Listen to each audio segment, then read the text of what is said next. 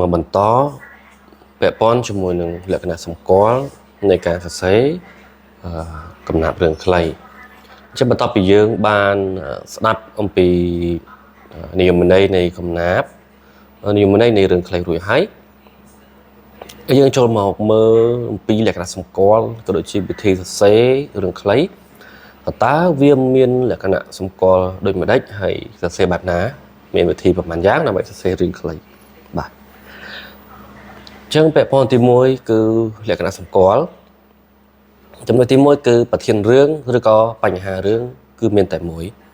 បាទចឹងឡើយនេះมันពិបាកយល់ទេនៅពេលដែលយើង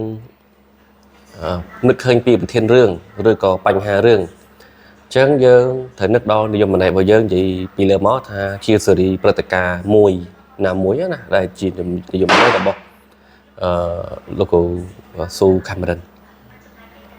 ចឹងបញ្ហាយើងលើកយកមកដាក់ហ្នឹងគឺតែមួយទេយើងអត់លើកយកបញ្ហា3 4មកដាក់ទេដោយសារវាជាប្រភេទរឿងខ្លីហើយមួយហ្នឹងឲ្យធំឲ្យខ្លឹមអញ្ចឹងណាបាទនៅទី2គឺពាក់ព័ន្ធមួយនឹងទំព័រអញ្ចឹងទំព័រចាប់ពី1ដល់15ទំព័រ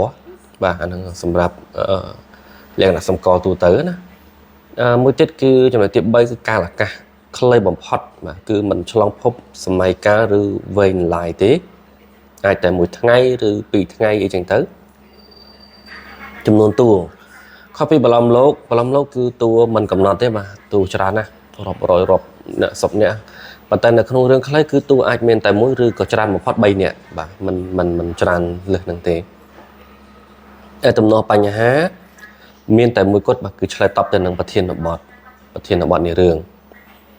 ជាយើងចូលដល់មួយទៀតគឺវិធីសរសេរគឺមាន2យើងអាចសរសេរជាបរិះទី3ក៏បានសរសេរជាបរិះទី1ក៏បានដែរអញ្ចឹងយើងសូមលើកយកពីវិធីសរសេរបែបបរិះទី3មុនសម្រាប់ការផ្ដើមរឿងនៅក្នុងវិធីសរសេរបែបបរិះទី3ណាគឺបើយើងនិយាយពីទេសភាពឬក៏ទស្សនភាពហ្នឹងគឺខ្លីបំផុតប៉ុន្តែឲ្យស្ដាប់បានដូចជាឧទាហរណ៍ក្រោមនេះព្រះច័ន្ទភៀសខ្លួនចោលផែនដីតាំងពីយប់100អូខេអញ្ចឹងអត់វែងទេដឹងអ្នកអានគាត់យល់ថាអូយប់ហ្នឹងយប់100ហើយគឺអត់មានព្រះច័ន្ទទេអញ្ចឹងយើងអ្នកអានគាត់សម័យឃើញយប់ហ្នឹងងឹតដែរមកពាក្យថា100គឺសម្គាល់ទៅលើអត់មានលើព្រះច័ន្ទទេគឺបាត់ព្រះច័ន្ទចេញពីពីមេឃបាត់ហើយអញ្ចឹងចាប់ផ្ដើមបង្ហាញតួអង្គតែម្ដងកោសលនិងវោហាកំពុងអង្គុយនៅក្នុងខ្ទមស្លឹកត្នោតដ៏សង្គមមួយហ្នឹងគឺខ្លីបាទហើយអាចស្ដាប់បានពាក់ព័ន្ធជាមួយនឹងការផ្ដើមមួយទៀតលក្ខណៈសម្គាល់មួយទៀតគឺវិធីសរសេរដែលហ្នឹងគឺពាក់ព័ន្ធជាមួយនឹងការចោះបន្ទាត់ពាក់ព័ន្ធជាមួយការសន្ទនាគឺតួអង្គត្រូវតែចោះបន្ទាត់ដើម្បីឲ្យតួណានិយាយតួណាមិននិយាយអញ្ចឹងណាអាហ្នឹងគឺបែបប្រតិ3អញ្